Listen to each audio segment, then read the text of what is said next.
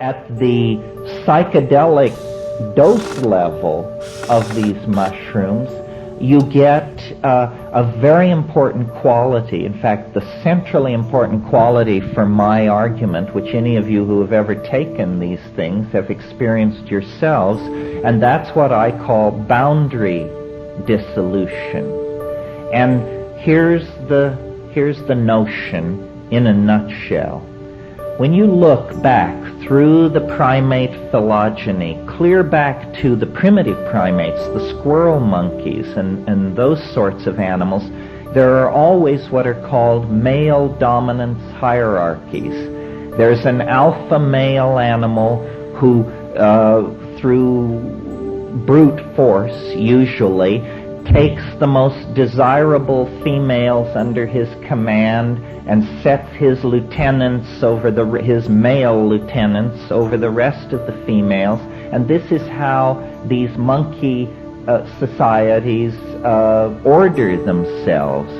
Well, because psilocybin is a boundary dissolving hallucinogen, and because the essence of ego consciousness, which is necessary for these boundary hierarchies, for these dominance hierarchies, the essence of ego is boundary definition. So what I'm actually suggesting in this book is that we self-medicated ourselves into a state of gender equality and partnership, consciously or unconsciously, by allowing this item in our diet which suppressed ego and hence suppressed male dominance hierarchies.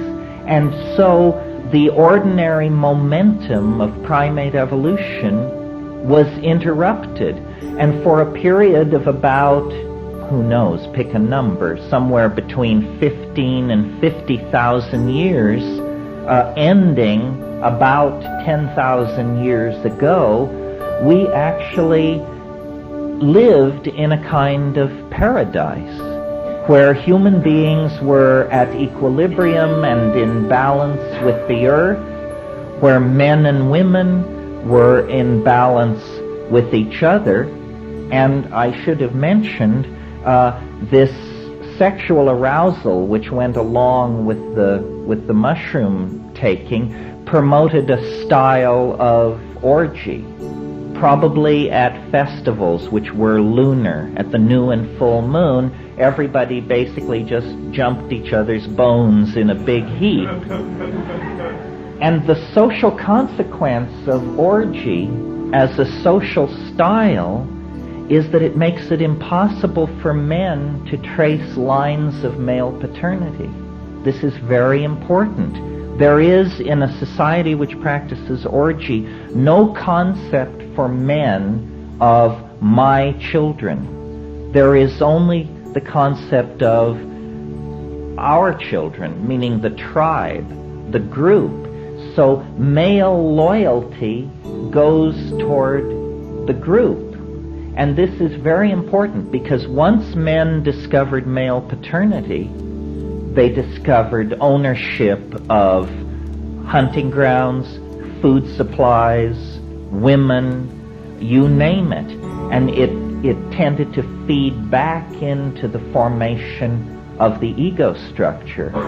Well, and so I believe that really that was the golden age of humanity, that we all long for and have a great poignancy for, that has even been called the nostalgia for paradise. I believe we have this nostalgia for paradise because we are the victims of a fall. You see, what happened was this African grassland environment, which was necessary for the ecology of the mushrooms, and therefore necessary to maintain this partnership paradise, eventually it all dried up. The Sahara turned to desert. These people were forced out of Africa into the ancient Middle East, and we fell into history. And This is the moment at which agriculture was invented. Agriculture, because you have to stay in one place and tend the crops and defend the surplus of these successful agricultural efforts, means the end to nomadism. It means the birth of cities. It means the creation through surpluses of classes of those who have and those who have not. It promotes kingship. It creates the need for standing armies. You can tell the drift here. All the institutions that we associate with male oppression, with hierarchy, with dominance, come into play at that point. So I don't want to spend too much time on this, but just in a nutshell, that situation is the situation in which we were born and came to consciousness. The paradisical situation of gender partnership that then dissolved. It was really a return back to the earlier primate style of male dominance and hierarchy when the mushroom was no longer available. We returned to our old monkey ways, and we have been practicing those monkey ways ever since, even as we reach toward the sequencing of the human genome, the exploration of the solar system, the exploration of the heart of matter. Nevertheless, we do it from a psychologically damaged perspective. Now, the question of drugs. Why, as a species, are we so obsessed and so addictable to so many things? There are a few animals who will break into a compound for fermented fruit or something like that, but we addict to dozens of substances and behaviors. Well, I believe that you can make an analogy to a person who was abused or traumatized as a child. The entirety of human history has been acted out in the light of the traumatic severing of our connection into the Gaian mother goddess planetary matrix of organic wholeness that was the centerpiece of the psychedelic experience back in the high Paleolithic. In other words, the world of hallucination and vision that psilocybin carries you into is not your private unconscious or the architecture of your neural programming, but it is in fact a kind of entelechy, a kind of being, a kind of Gaian mind. For Paleolithic human beings, it was the great goddess.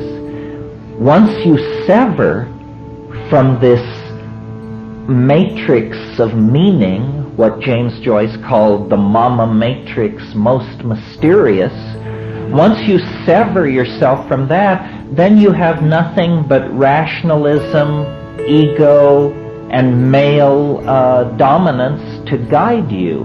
And that's what has led us into the nightmarish labyrinth of technical civilization, overpopulation, classism, racism, sexism, propaganda, so forth and so on. All the ills of modernity. So I wrote this book making this argument because I believe that if we could import into straight society, almost as a Trojan horse, the idea that these psychedelic compounds and plants are not aberrational, they are not pathological, they are not some minor subset of impossibility that only freaks and weirdos become involved with, but rather they are in fact the catalyst that called forth humanness out of animal nature. If we could entertain this as a possibility, it would change the way we think about so-called primitive societies, shamanism, the psychedelic experience, society's efforts to control and eradicate these substances. And I believe that we are really in a race on this planet now between education and disaster. And it is the momentum of the ego that threatens to shove us over the cliff into Armageddon. Famine, overpopulation, you can kiss goodbye to democratic values. We are all going to live in an Orwellian anthill if we don't, what? Change our minds. We have to change our minds on a dime. I'm not talking about a 500-year program to slowly straighten things out.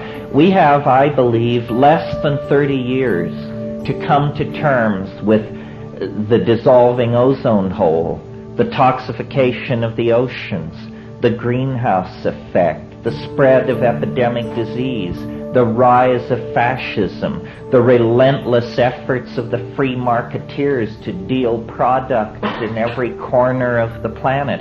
We must change our minds. And what we have to do is have recourse to these same shamanic plants and shamanic practices that allowed our remote ancestors to come to terms with the mystery of being and their situation on this planet vis-a-vis the rest of nature.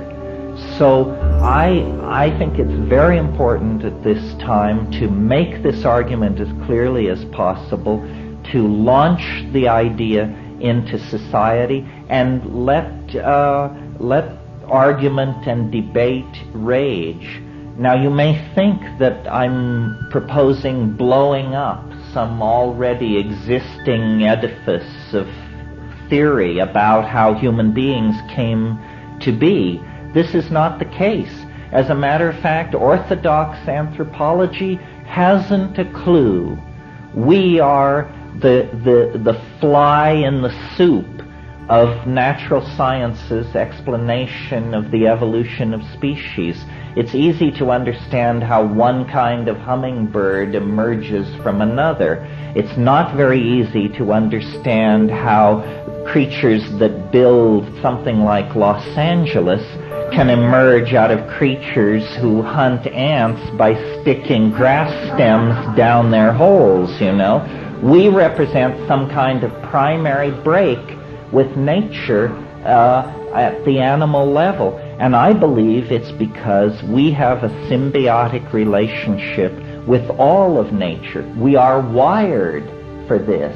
There are drug receptors in our brains, in our physical brains, that have been carried along for 1,000 generations without really being called into use. But now is the time. If we really believe that these things expand consciousness, then we must study them, use them, apply them, because it's the absence of consciousness that is creating a terminal crisis, not only for us as a species, but for every living thing on this planet.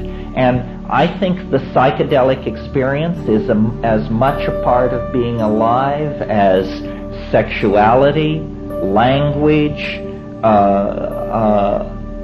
the things which fulfill us and give meaning to the human experience are left incomplete and impossible to assimilate if we don't place the capstone on the edifice of our being in the world. And the capstone on that edifice is our right, our obligation, and the privilege of dissolving our ordinary ego boundaries and merging with the mind and purpose of the planet. And this is what I was trying to say in the book, and this is what I hope I'm able to communicate to you this evening.